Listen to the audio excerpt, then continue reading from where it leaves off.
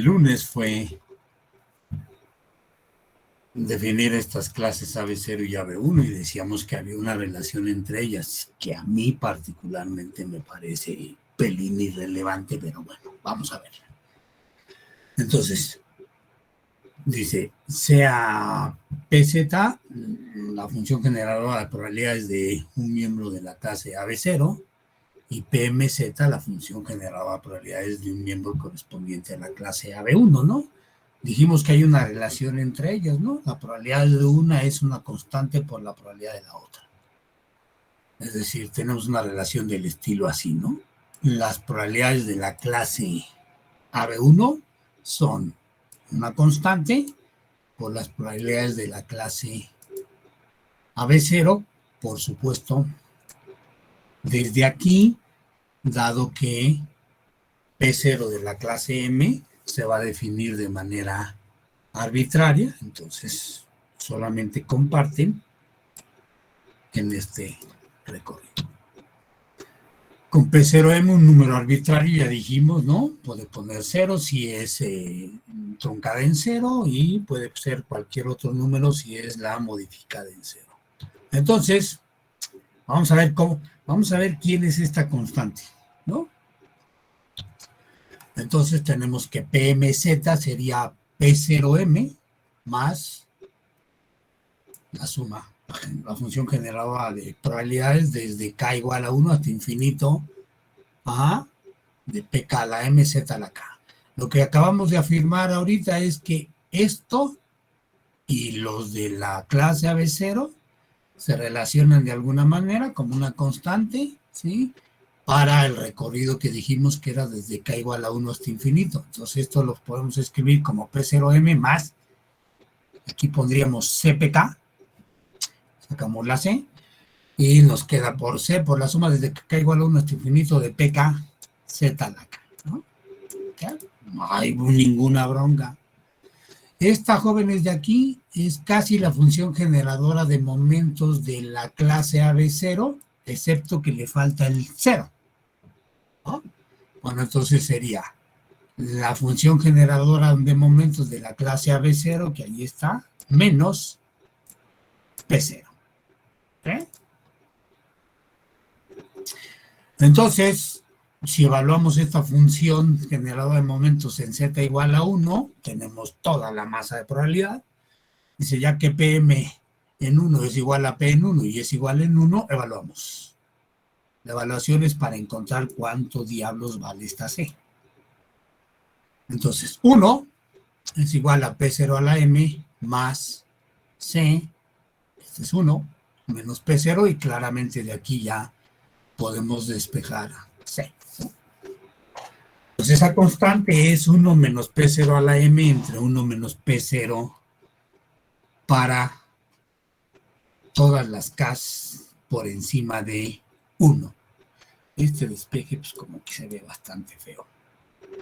Dice, si reemplazamos este valor en la expresión para PMZ, tenemos que, sería así, ¿sí? Que es una combinación, ¿no? Una combinación de la función generadora de probabilidades de la clase AB0, ¿no? Que es un promedio ponderado de las funciones generadoras de probabilidad de la distribución degenerada, que sería esta, y un miembro correspondiente de la clase AB0. Además tenemos que PK a la M es 1 menos P0 a la M por 1 menos P0 PK. Recuerden, esta es C. Y esta era la relación PK a la M es igual a C por PK. Y esto ocurre si K es mayor que 1. Si ahora denotamos por PTZ la función generadora de probabilidades de una distribución truncada en 0, correspondiente a la función generadora de probabilidades de un miembro de la clase AB0, reemplazando P0M, ¿sí? Recuerden que este P0M, digamos, en la truncada en 0 es 0. Reemplazando P0M igual a 0, en las expresiones anteriores obtenemos esta relación, ¿no? Que esta es la que más importa. Esta. Ya el resto es como hacerse bolas, ¿no? Ya, no. Entonces, ¿qué dice aquí, jóvenes? Dice, bueno, pues si usted tiene una distribución truncada en cero o una distribución modificada en cero, hay una relación entre ellas. Obvio siempre que estoy trabajando con el mismo modelo, ¿no? Si no, pues no tienen por qué. ¿Es importante? Pues no sé, ¿no? O sea, en la vida real seguramente a mí me vale gorro la relación y empezamos a calcular, ya sea que lo hayamos propuesto truncada en cero, y hacemos lo que tengamos que hacer, modificada en cero, o que sea propiamente un miembro de la clase AB0, pues se trabajarán seguramente de manera distinta, pero bueno, existe esta relación que si en algún momento resulta importante, pues habrá que utilizarla. Dice también un promedio ponderado entre una distribución degenerada y el correspondiente miembro de la clase AB0 truncada en cero. Bien. Dices, ejercicio urgente para aclarar esto. Bien, vamos a hacer un ejercicio nomás numérico para ver cómo trabaja esto, ¿no? ¿Qué tenemos? Dice, consideramos una binomial negativa, beta igual a 0.5 y R igual a 2.5. Entonces, en términos de lo que nosotros estamos haciendo, este ejemplo diría, tengo unos datos de conteo, hice mis pruebitas de bondad de ajuste y descubrimos o encontramos que los datos se modelaban a través de una binomial negativa. Después estimamos los parámetros y nos dio que el parámetro beta de esta binomial negativa es un medio o 0.5 y el parámetro R de esta binomial negativa es 2.5. Eso es pensando en la realidad. O sea, si alguien llega y me dice, como el librito, ya compartió el Klugman con ustedes esta Mónica. Ya lo pasó ayer. Bien. Sí, así son los enunciados del Klugman, chafitas, ¿no? Entonces, en la vida real eso es lo que hicimos. Tenemos datos de conteo y ajustamos una binomial negativa y resultó que los parámetros de esa binomial negativa que ajustaba eran estos. Determinemos, dice, los primeros 4 valores de sus probabilidades para el caso 0 truncado y 0 modificado. Recuerden, 0 truncado quiere decir P0 igual a 0 y 0 modificado me lo dan aquí. ¿Ok? No tengo más que hacer los cálculos. Vamos a hacer un proceso un poquito laborioso. Dice, primero sabemos y observamos que la binomial negativa pertenece a la clase AB0 porque así pusimos la clase AB0. En este caso, la constante A sería beta. No sé si aquí, creo que aquí es entre 1 más beta, ¿no? Creo. Y sí es 1 más beta. Y tenemos entonces que la constante A es 1/3. La constante B es R menos 1 por beta entre 1 más beta. Entonces la constante me queda 1 medio y P0 de la binomial negativa original es 1 más beta a la menos R. Entonces, esta es la probabilidad que le asocia al valor 0, ¿sí? La binomial negativa que ajustamos arriba y que resultó con esos parámetros que están ahí. ¿Ok? ¿Qué vamos a hacer con este P0? Ya sea, lo vamos a modificar, ya sea que lo consideremos 0 truncado y entonces haremos que ese P0 sea 0, o si tomamos 0 modificado, el que nos dieron es 0.6. En todo caso, el 0 truncado es una probabilidad más chica en 0 que la que asigna el modelo, y el 0 modificado es una probabilidad más grande en 0 que la que asigna el modelo. Entonces, nuestras probabilidades tienen que modificarse sí o sí. Dice, si no tuviéramos ninguna modificación, es decir, si no quiero ni 0 truncada ni 0 modificada, ¿sí? Entonces calcularíamos los otros 3 valores a través de la fórmula recursiva que ya vimos cómo. Entonces, esta es la fórmula recursiva, jóvenes. Dijimos que PK entre PK más 1 se podría escribir así, ¿no? Si pasamos PK menos 1 de este lado, pues me quedaría así, ¿no? Estas son las constantes A y B que estamos desarrollando aquí, y la voy a poner incluso así para que sea mucho más claro. Estas son las probabilidades o los índices de las probabilidades TK, ¿no? Sí, todas menos P0, que es la que ya tengo, y luego voy a modificar de alguna manera. En este caso, P0 ya la tengo. Voy a encontrar entonces, me dicen que calcule los primeros 3 o 4 elementos. Tengo P0, necesito entonces P1 y P subíndice 2. Dice, dado que ya calculamos las constantes A y B y la primera probabilidad P0, las probabilidades restantes son, siguiendo esa fórmula recursiva, así. P1 sería P0 por A más B, 1 entre K, que sería 1 entre 1. P1 sería P0, un tercio más un medio, que es B, 1 entre 1. Ahí está. P subíndice 2 sería P1, A, un tercio más B, un medio por 1 entre K. K es 2. Ahí está.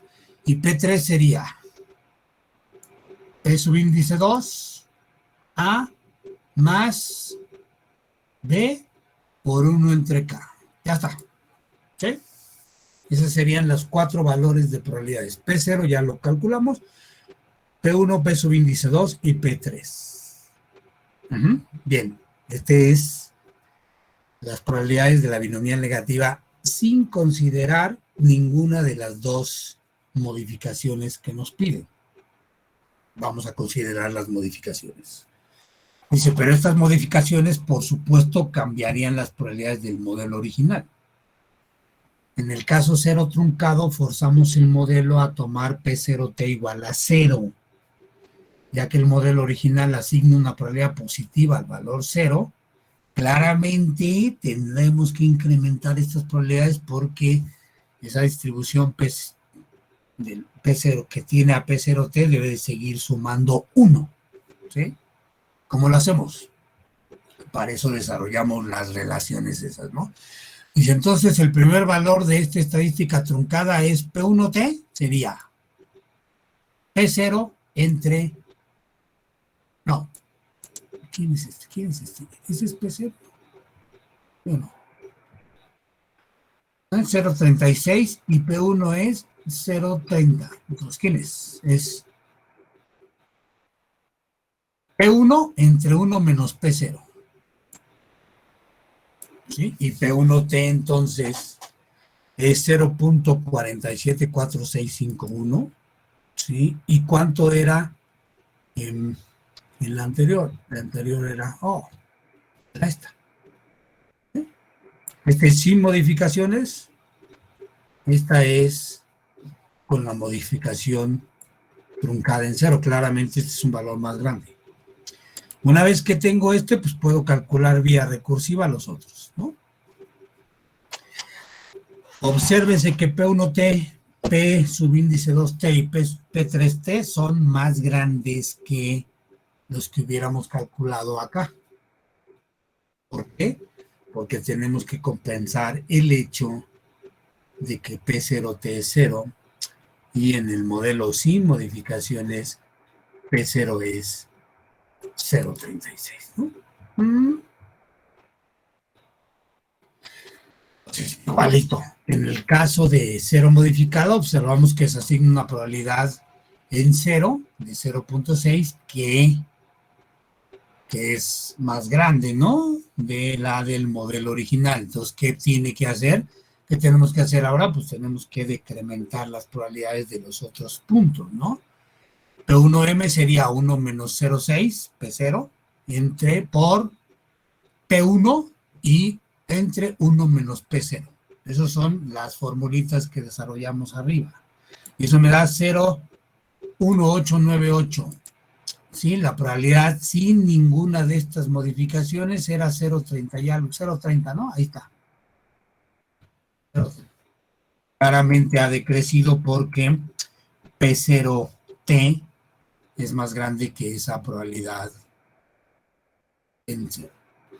Y de aquí, otra vez, a través de la fórmula recursiva, pues que encontramos P subíndice 2M, que sería P subíndice 1M por la forma recursiva de la binomial negativa.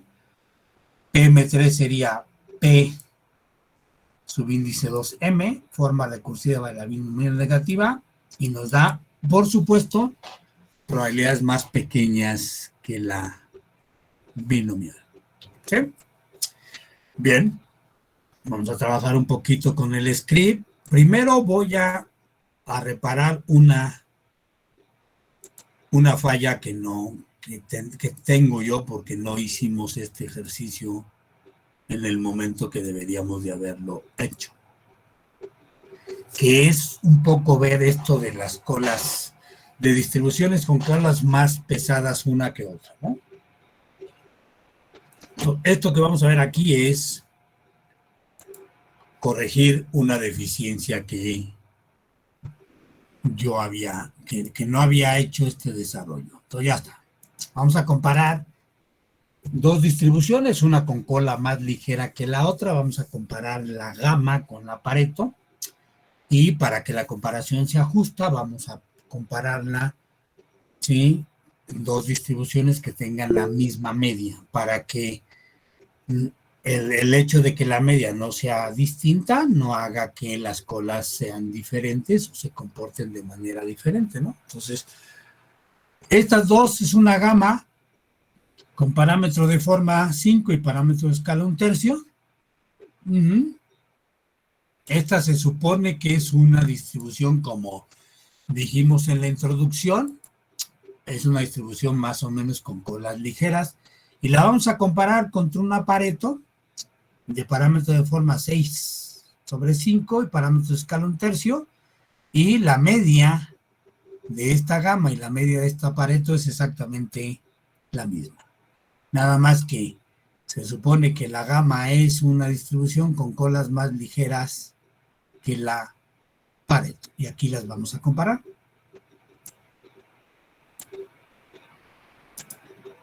¿Sí? Entonces, lo que me interesa son las colas de las distribuciones. Claramente, la azul es la Pareto. Y claramente, la cola de la distribución del azul es más grande que la cola de la distribución de la rojita, que es la gamma. ¿Sí? Entonces, uno diría, mira, pues sí es cierto, ¿no? Vamos a calcular los cuantiles teóricos, 95, 99 y 995, y de la gamma y de la Pareto.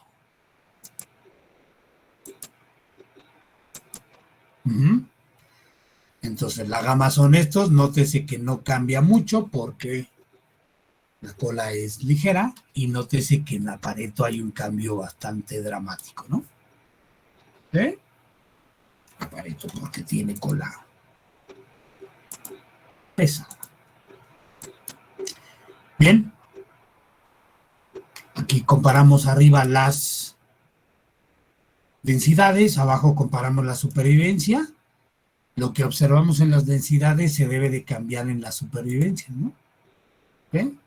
La supervivencia de la gamma es más grande y la supervivencia de la Pareto es más pequeña. Aunque, no es cierto, se sigue igual, no es cierto, no es cierto. Entonces, sigue siendo una cola más grande una que otra, más pesada, digamos, y nos falta solamente comparar las funciones de riesgo, ¿no? Aquí sí es más dramático, ¿no? La función de riesgo de la Pareto es mucho más chica que la función de riesgo de la gamma, y aquí se invierte la condición. Bien, vamos a hacer procesitos de comparaciones de estas medidas que acabamos de definir, ¿no? De las medidas de riesgo que ya tenemos. Vamos a hacer algunas comparaciones entre un modelo con colas ligeras y un modelo con cola pesada, ¿no? Entonces dice, simulación para dar una medida de variabilidad al VAR en estas distribuciones. ¿Por qué vamos a hacer simulación, jóvenes? Pues porque tenemos los modelos, ¿no? Entonces podemos hacer una simulación tranquilamente, ¿no? Vamos a simular n conjuntos de datos de tamaño 1000. Vamos a guardar, por ejemplo, en este caso vamos a guardar el var, ¿no? Y vamos a hacer una medida de variabilidad del var, ¿no? Entonces voy a hacerlo 1000 veces, el tamaño de muestra de mis datos va a ser 1000, las vamos a guardar en un vector, el var, y en una matriz los datos, y vamos a calcular, vamos a simular de una gama con los parámetros que estamos trabajando, y lo que vamos a guardar por cada simulación es el cuantil 95, ¿no? Es decir, vamos a guardar el var. Luego, pues simplemente tomamos la media como el estimador puntual y el intervalo de confianza empírico sacado de nuestras simulaciones. Va entonces las medidas de variabilidad del var de la gama. Ya están. ¿Sí? Entonces, por ejemplo, el var 95 teórico es este. El var 95 que acabamos de simular es este, muy, muy cercano. Y este sería el intervalo de confianza, que es bastante pequeño. Hacemos lo mismo con la Pareto. Veamos qué pasa con la Pareto. Pues ahora, en lugar de simular una gama, simulamos una Pareto. Mismos parámetros de arriba. Volvemos a salvar el var 95 y estimador puntual e intervalo de confianza empírico, ¿no? El var 95 de la Pareto es 3.71. El var 95 simulado es 3.70. Es una maravilla, ¿no? Esta es la maravilla, jóvenes, de tener un modelito, ¿no? Eso no siempre va a ocurrir, pero ahora, bien, eso del var ya lo habíamos hecho. Lo que no habíamos hecho era calcular el t-var y particularmente dotar de variabilidad al t-var. Eso no lo habíamos hecho. El var ya lo habíamos hecho. Pues vámonos con el t-var. Primero con la gama. Mismo argumento. Ojo acá. Simulamos y ordenamos.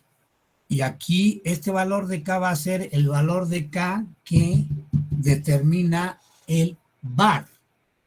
Y de ahí hacia adelante vamos a hacer un vulgar promedio de los valores que exceden al valor del var. ¿Sí? Ojo entonces. Repito. Simulamos de la gama. La ordenamos. El valor SDK que dice Floor 0.95 por M más 1 es el valor de donde se tiene el var 95. Después de ese valor, todos los valores que sobrepasen ese valor los vamos a tomar como los valores en la cola de la distribución, ¿sí? Y lo que vamos a hacer es un vulgar promedio, que sería una aproximación a la integral que se supone constituye el t-var. Hago lo mismo acá abajo, el valor puntual es la media y el intervalo de confianza me lo da el intervalo empírico. ¿Sí? Ahí está. Ya está, ya lo hicieron, jóvenes. Ahora vámonos con la Pareto. Recuerden que la Pareto tiene parámetros un poquito más grandes que la gama. Como la cola es un poco más grande, tiene mayor variabilidad y seguramente eso se va a reflejar en el intervalo de confianza. Hago lo mismo que hicimos con el var.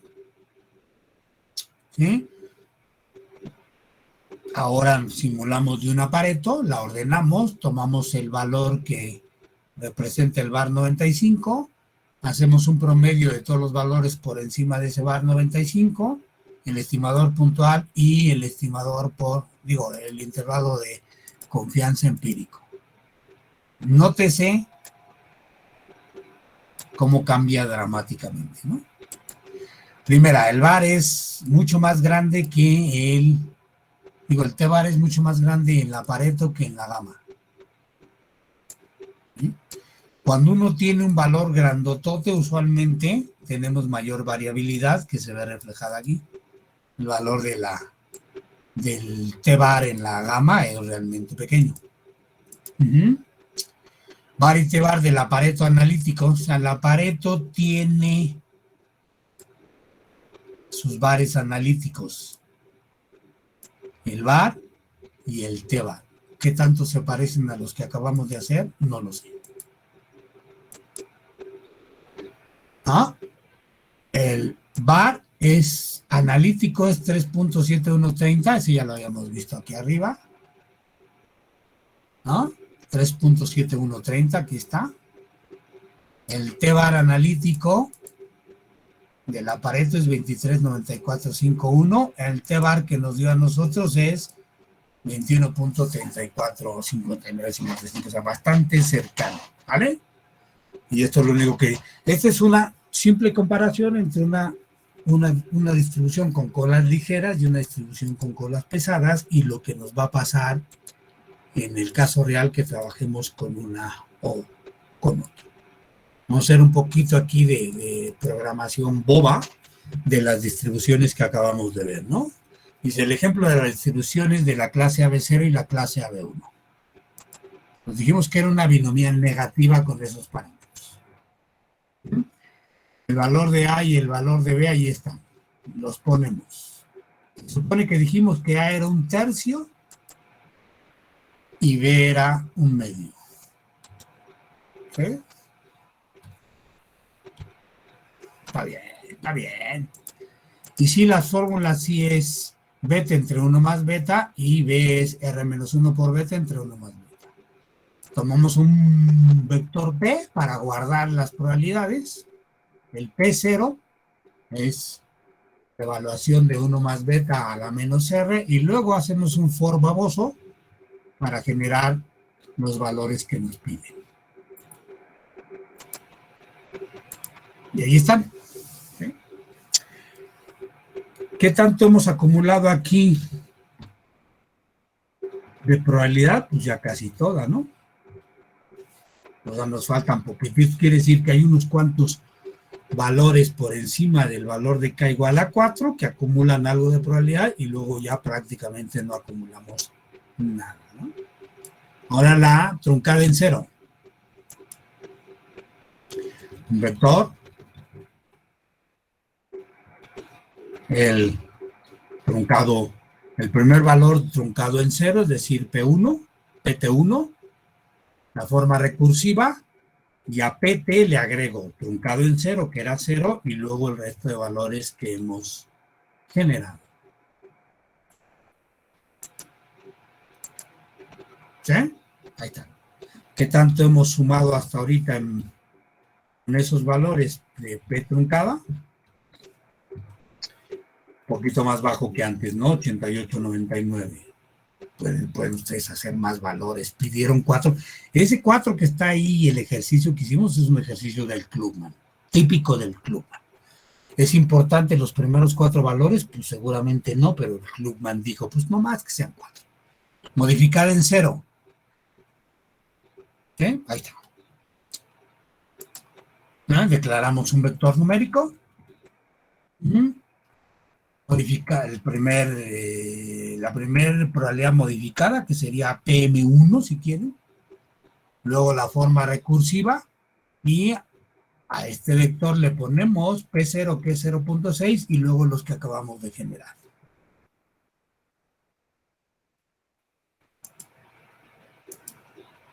¿Qué tanto llevamos de probabilidad en PM? No sé. Llevamos un 95,59879. Entonces, si ustedes quisieran más, pues aquí en lugar de ponerle por I por K igual a 2 hasta 3, le ponen más, por ejemplo, le pueden poner 10. Y bueno, pues ahí está, maestro.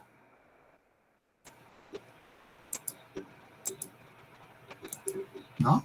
¿Cuánta probabilidad hemos acumulado con esos 10? Ah, como 1 punto. ¿Qué te pasa? ¿Qué te pasa?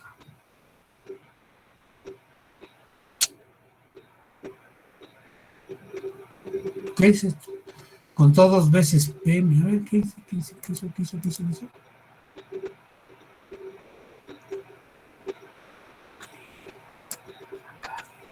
Desde 2 hasta 10. ¿Por qué? Está contando como 2 veces PM. P0, perdón, ¿por qué? Ahí está, ahora sí está bien. Son PM.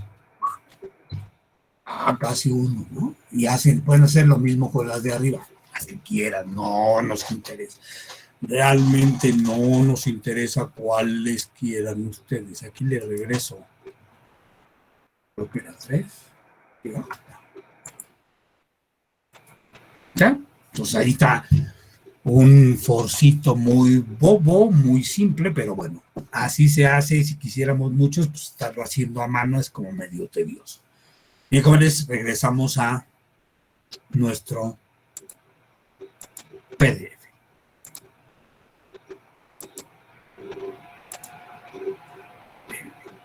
No es dramático, jóvenes. Pedían más de 90 y quién sabe cuántas cosas y hay 33 metidos en el curso. No.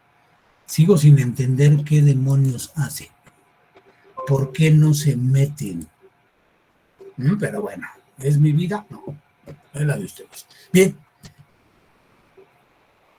La bronca que tenemos con este tipo de cobertura que ya habíamos mencionado en algún momento es que las coberturas de un seguro estándar están sujetas a ciertas modificaciones que son los contratos que se hacen en la vida real. ¿Sí? Entonces, variables y modificaciones de cobertura. Dice, en esta sección vamos a definir conceptos necesarios para el desarrollo de la teoría probabilística y estadística que abarcan los seguros. Los seguros que realmente ocurren en la vida real. Primero, es claro que existen distintos tipos de acuerdos entre las compañías aseguradoras y el asegurado, bajo los cuales se buscan satisfacer las necesidades de ambos a través de las distintas coberturas que se ofrecen en las pólizas de seguro. Eso ya lo saben ustedes, es más choro. Entonces, para desarrollar los modelos que contemplen estas modificaciones de cobertura, es indispensable definir las nuevas variables que generalmente se observan en los diversos tipos de cobertura y por medio de los cuales desarrollaremos la teoría posterior. ¿Qué dice esto, jóvenes? Dice que en una cobertura real yo no observo la variable aleatoria que debo de observar. Observo variables aleatorias que se modifican a través de estos contratos que hace el asegurado con la compañía de seguros. Dice, hasta ahora hemos supuesto que la cantidad de pérdida X es también la cantidad a pagar por las reclamaciones. Sin embargo, hay modificaciones a las pólizas por las que el asegurador puede ser responsable únicamente de un porcentaje o proporción de la pérdida, que constituye propiamente la severidad de la misma. Por ejemplo, cuando la póliza tiene pues, un deducible, ¿no? ¿Sí? O sea, si la póliza tiene un deducible, yo no observo la variable completa. O un límite de póliza, pues tampoco lo observo, ¿no? O un coaseguro. ¿Qué cosa es el coaseguro, jóvenes? Es cuando dos compañías comparten o asumen una proporción del mismo riesgo, ¿no? No, ese es reaseguro. Ah, sí. Y el reaseguro es un contrato, como bien dijiste, entre las compañías. ¿Qué es el coaseguro?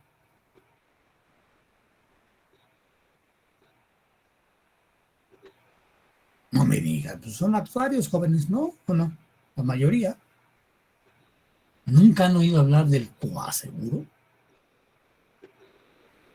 Pues es como un contrato como el que acaba de decir su compañero, pero es de la aseguradora con el sujeto asegurado, ¿no?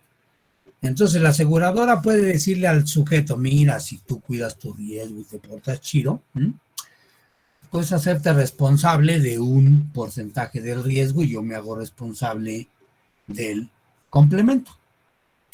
Qué desgraciados son estos, ¿no? O sea, me meten deducible, me meten límite de póliza y aparte me hacen responsable de mi riesgo a través de un coaseguro. Es chido esto.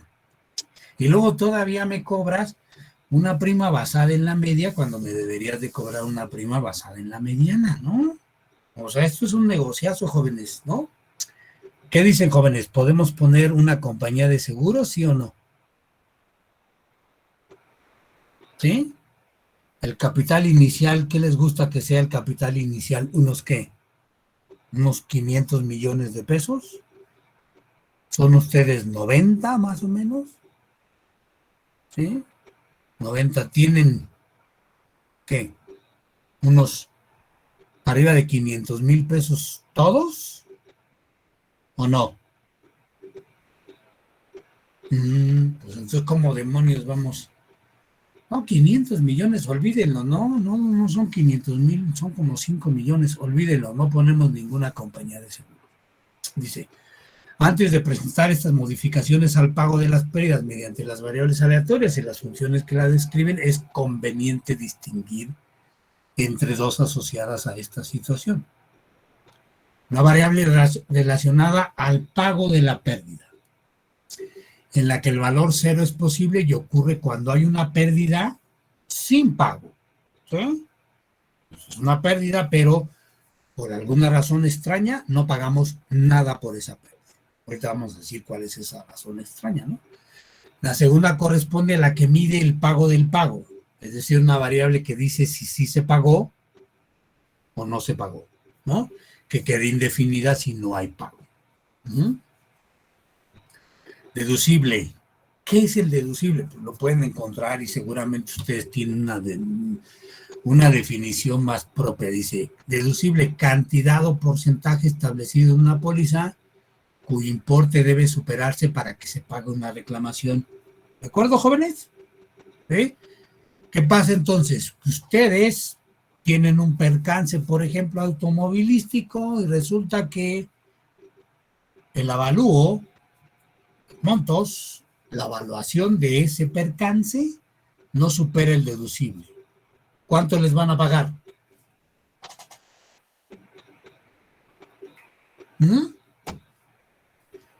¿Cuánto les va a pagar la compañía? No, pues nada. Pues nada, ¿no? Nada. Bueno, va a decir, bueno, jóvenes, pues ya vinimos aquí, ya hicimos nuestra avalúo o evaluación y pues resulta que el percance no sobrepasa el deducible y adiós, ¿no? Entonces, esta variable aleatoria que contempla deducible, jóvenes, es una variable aleatoria que tiene un truncamiento por la izquierda. ¿Sí? Valores por debajo del deducible son ignorados. Entonces, ya con el deducible, la variable aleatoria que se registra en una base de datos de una compañía de seguros no es una variable aleatoria completa, porque es un monto que se registra a partir de que haya superado el deducible. Y ese no es el monto total. Es el monto. En términos técnicos, las pólizas de seguro se venden con un deducible de por pago de pérdida, ¿no? Cuando la pérdida X es menor que D, la compañía aseguradora no paga nada. La bronca aquí de información, jóvenes, es que usualmente este valor de la variable aleatoria no se registra, ¿no? Entonces, si se registrara, nosotros tendríamos un valor para cada percance ocurrido, no importa si este valor está por encima o por debajo del deducible, tenemos el valor observado de la variable aleatoria. Pero como no se modela, pues a nadie de los que hace la toma de información se les ha ocurrido que se puede poner esa esa información y nada más ponerle una etiqueta, decir, pues este monto no sobrepasó el deducible y se acabó, no pasa nada, ¿no? Cuando la pérdida es superior a D, o sea, si esta pérdida supera el deducible, entonces la compañía paga X menos D y ese se llama el deducible clásico, creo, no me acuerdo. Entonces definimos las variables aleatorias asociadas acá. ¿Qué diríamos? La siguiente variable que denota el pago del pago sería la variable YP, que no está definida si X es menor que D, y que es X menos D si hubo pago, ¿no? Esa es importante, pero la más importante es el pago por la pérdida, o el monto de pérdida, o como. Y si esta variable tiene dos características importantes. La primera de ellas es que está truncada a la izquierda. ¿Qué? Decíamos, si yo no tengo valor para valores de mi reclamación menores que el deducible, entonces tengo un truncamiento por la izquierda. Ojo, truncamiento es distinto de censura, jóvenes. La primera de ellas es que está truncada por la izquierda, ya que aquellas observaciones por debajo del deducible D son omitidas y está trasladada debido a que los valores de la variable empiezan desde D. ¿Sí? Es la característica de la variable pago del pago. Tengo otra, que es pago de la pérdida. Mientras que la que está asociado al pago de la pérdida es esta. Estas son notaciones, ¿no? De pago, pay, de pérdida, loss. Que es 0 si X es menor o igual que D. ¿Sí? Que digo, no pago nada. Es decir, si la pérdida no sobrepasó el deducible, les pagamos 0 pesos. Y volvemos a pagar la misma diferencia si sobrepasó el deducible. Entonces, ¿qué pasa, jóvenes? Que la variable aleatoria no es una variable completa. Y modelar variables no completas es bastante complicado. Y él es una variable mixta con masa de probabilidad en 0, que sería todos los sujetos que no les pagamos, harían una masa de probabilidad, y posiblemente continua. Si X es continua, entonces el posiblemente continua lo quitamos, es continua, para los valores mayores a el deducible. Notemos que la variable de pago, esta de acá, ¿sí? Es igual a la variable de, la variable pago del pago es igual a la variable pago de pérdida, ¿sí? Si la variable pago de pérdida es mayor que 0, ¿no? Que es esta. En este caso, ambas distribuciones son iguales y diríamos que es la variable de pago si X sobrepasa a deducible. Dice, dadas las definiciones anteriores, se tiene, ojo, estas son las modificaciones que sufren nuestras funciones originales, ¿sí? Cuando metemos un deducible. Entonces, primero, la variable de pago sería la variable de usual para nuestra pérdida X, trasladada de unidades y dividida entre la supervivencia, recuerden, D evaluada en D. ¿Esto qué quiere decir? Pues que voy a trasladar la variable del pago y solamente le voy a pagar a aquellos que sobrepasaron el deducible. La de supervivencia sería por la supervivencia trasladada y otra vez entre aquellos que sobrepasan el deducible. Recuerden que la de pago, ¿sí? Los que no sobrepasan el deducible los ignoro. Entonces necesito ajustar la función para aquellos que sí sobrepasan el deducible, que son mis sujetos de interés. Los otros ni me interesan. La de supervivencia, la de distribución, que es similar a esta, jóvenes, esta de aquí es exactamente esta. Nada más que le estamos poniendo, lo estamos escribiendo en términos de la distribución. Y la función de riesgo. Entonces, lo único importante, jóvenes, es que meter el deducible hace que el modelo original que teníamos para X cambie. Eso es lo único importante de meter estas cosas. En el caso de la de pérdida, es simplemente desplazarla, ¿no?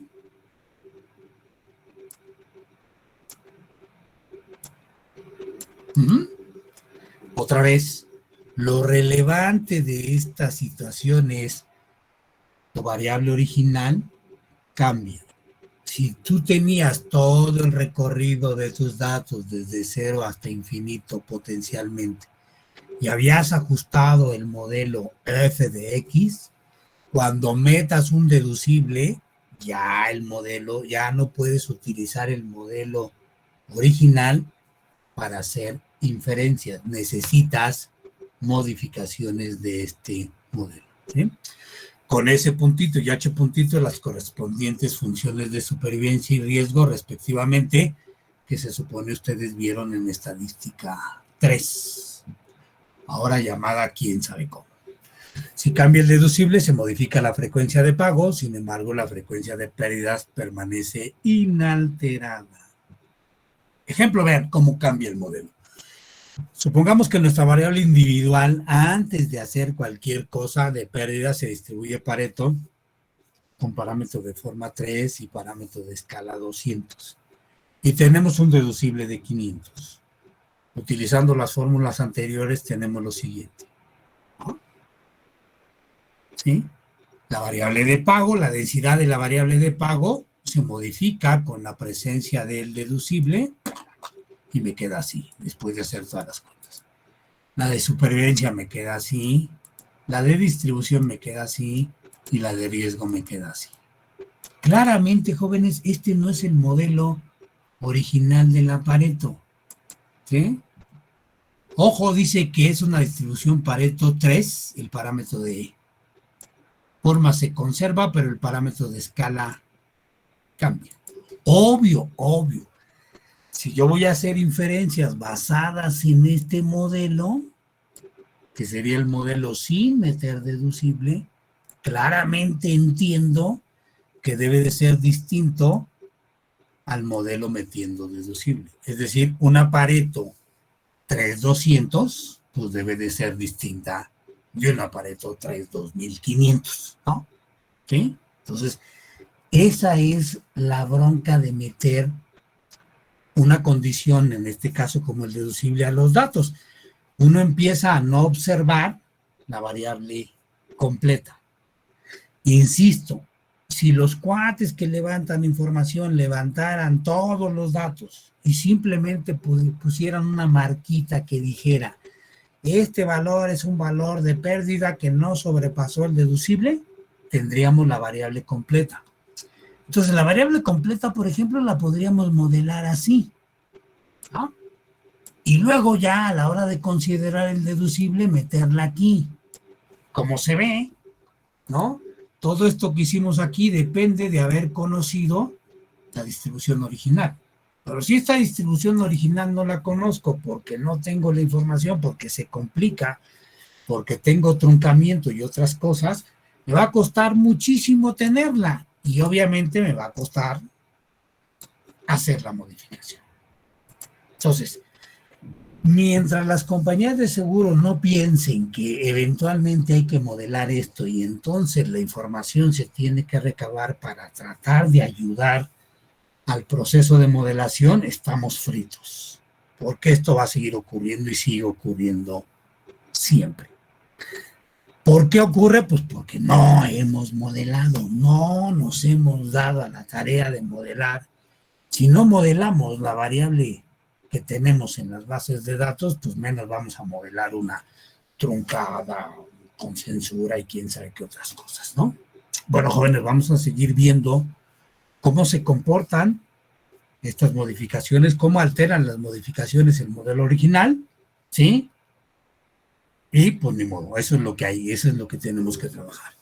Jóvenes, los veo el próximo viernes. Mil gracias por su atención.